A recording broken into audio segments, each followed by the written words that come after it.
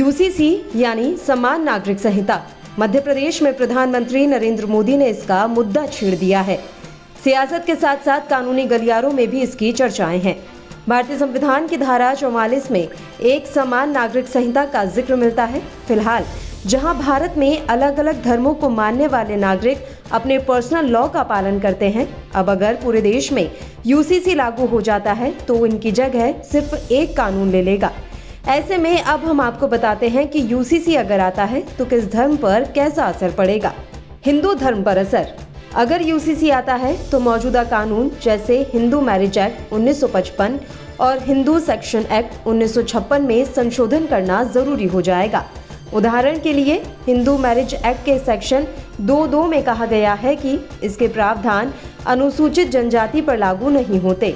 UCC में इस तरह के अपवादों को जगह नहीं होगी। मुस्लिम धर्म पर असर। द मुस्लिम पर्सनल शरीयत एप्लीकेशन एक्ट 1937 में कहा गया है कि शरीयत इस्लामिक कानून से शादियां तलाक होगा। ऐसे में अगर यूसीसी आता है तो शरीयत कानून के तहत न्यूनतम उम्र में बदलाव किया जाएगा। साथ ही पॉलीगैमी यानी एक से ज्यादा पत्नियां रखने की प्रथा खत्म हो सकती है। सिख धर्म पर असर। आनंद मैरिज एक्ट 1909 के तहत सिख समुदाय में शादियां होती हैं। खास बात यह है कि यहाँ तलाक का कोई प्रावधान नहीं है।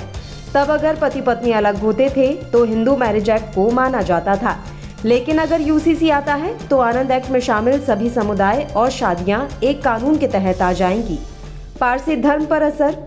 Parsi marriage and divorce act 1936 के तहत कहा गया है कि अगर कोई भी पारसी महिला किसी अन्य धर्म में शादी करती है तो वह पारसी परंपराओं से जुड़े सभी अधिकार खो देगी। साथ ही पारसी समुदाय में गोद ली हुई बेटियों के अधिकारों को भी मान्यता नहीं दी जाती, जबकि गोद लिया हुआ बेटा सिर्फ पिता का अंतिम संस्कार कर सकता है। अगर यूसीसी आता है तो सभी तरह से एक नियम लागू हो जाएंगे। ईसाई धर्म पर असर की अगर बात करें तो यहाँ यूसीसी के आने का असर उत्तराधिकार, गोद लेना और विरासत जैसी चीजों पर पड़ेगा। क्रिश्चियन डिवोर्स लॉ के सेक्शन 10(1) के तहत अगर जोड़ा अलग होना चाहता है तो उन्हें तलाक के लिए 2 साल अलग रहना ही होगा। वहीं सेक्शन एक्ट 1925 में कहा गया है कि मां को मृत बच्चों की संपत्ति पर अधिकार नहीं मिलेगा।